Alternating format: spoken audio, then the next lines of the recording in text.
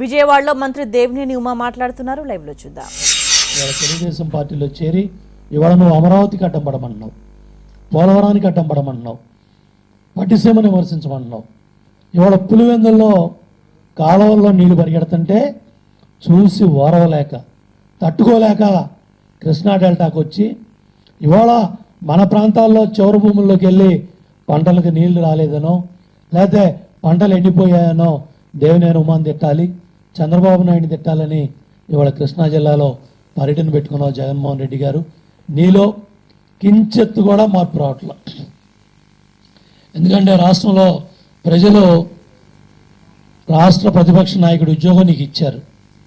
ఏ మాత్రం కూడా constructive criticism కానీ కన్స్ట్రక్టివ్ అపోజిషన్ పాత్ర పోషించకుండా పోలవరంలో ఎన్జిటి నేషనల్ గ్రీన్ ట్రిబ్యునల్లో కేసులు వేపిస్తున్నావు, తర్వాత హైకోర్టులో కేసులు వేపిస్తున్నావు, సుప్రీంకోర్టులో కేసులు వేపిస్తున్నావు, కోట్ల రూపాయలు ఇవాళ ఖర్చులు పెడతా ఉన్నావు. ఒక పక్కనేమో కోర్టుల్లో నేషనల్ గ్రీన్ ట్రిబ్యునల్లో పోలవరం పనులు ఆపడానికి అక్కడ కుట్రలు చేస్తున్నావు. ఇక్కడ రెచ్చగొట్టి ఏదో విధంగా నిర్వాసితుల దగ్గరికి వెళ్ళి నీ తండ్రి హయాంలో 1,10,000 1,40,000 ఇస్తే ఇవాళ మేము మార్కెట్ వాల్యూ అన్నీ కూడా జాగ్రత్తగా అసెస్ చేసి 10,50,000 ఎకరానికి దగ్గర దగ్గర 7 లక్షల నుంచి 10 లక్షలు పోలవరం నిర్వాసితులకు ఇస్తూ ఉంటే అక్కడికి వెళ్ళి రెచ్చగొట్టాలనే ప్రయత్నం చేసావు.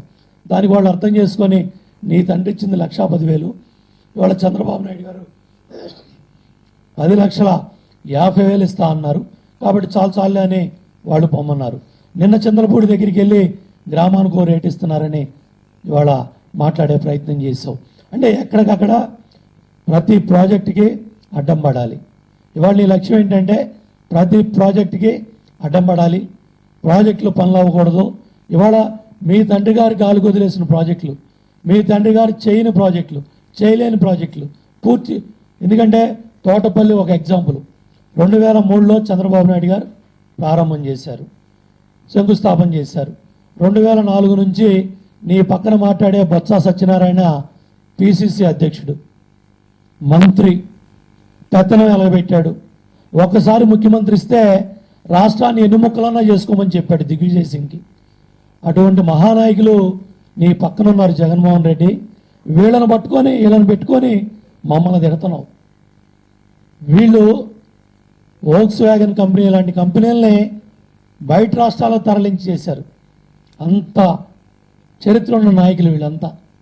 విజయసాయిరెడ్డి A2 కేసుల్లో నీతో పాటు ఈ 11 CBI కేసుల్లో ముద్దాయి మేధావి.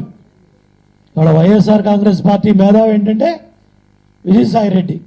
ఈ మేధావులు సలహాలు తీసుకోమని చెబుతున్నాడు. మనం యువత ఇవాళ నీ కేసుల్లో ఇవాళ నీ అవినీతిని తీసుకొని యువత ఆదర్శంగా తీసుకోవాలా ఇవాళ నిన్ను ఆదర్శంగా తీసుకోమని చెప్తా ఉన్నావు. జగన్మోహన్ రెడ్డి గారు చాలా దుర్మార్గంగా మాట్లాడుతూ ఉన్నావు. నీలో ఉన్న ఈ అసత్య అబద్ధ ఏదైతే అప్రజాస్వామిక ఏదైతే ఈ అవినీతి ఈ మాటలన్నీ కూడా కట్టిపెట్టు. ఇవాళ ఇంత దుర్మార్గంగా నువ్వు మరి దుష్ట ప్రచారం చేసినా కూడా ప్రజలు నమ్మటానికి సిద్ధంగా లేరు. ఇవాళ పోలవరం ప్రాజెక్టు 10,000 కోట్లు అండి. ఆ రోజుల్లో 3,000 కోట్లు కూడా రాజశేఖర రెడ్డి గారి ప్రభుత్వ హయాంలో నిర్వాసితులు డబ్బులు పెట్టాల.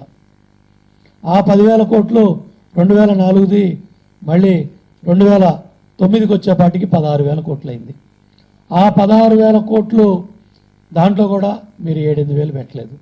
కానీ ఇవాళ 14, 15, 16 SSR అదేవిధంగా మార్కెట్ 2013 భూసేకరణ చట్టం ఇవన్నీ కూడా అమల్లో తీసుకుని దగ్గర మా అధికారులు భూసేకరణ అధికారులు 28,000 కోట్లు పోలవరం ప్రాజెక్టులో నిర్వాసితులకి ఇవాళ డబ్బులు వచ్చే పరిస్థితులు ఉన్నాయని ఇవాళ పోలవరం ప్రాజెక్ట్ అథారిటీకి ఆ కార్యక్రమం తయారు చేసే భాగంలో నువ్వు ఇవాళ ప్రాజెక్ట్ ఎస్టిమేట్లు పెంచేశారు.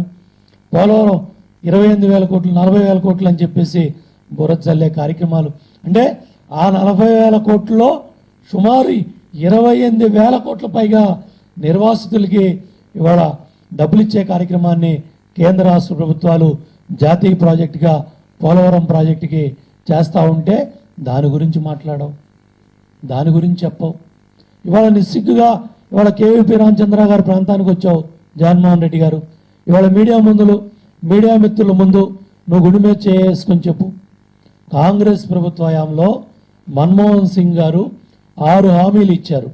6 హామీల్లో 4వ హామీ Polavaram project land acquisition, rehabilitation, దానికి సంబంధించిన పనులు వేగవంతంగా సత్వరంగా చేస్తామని పార్లమెంట్లో హామీ ఇచ్చి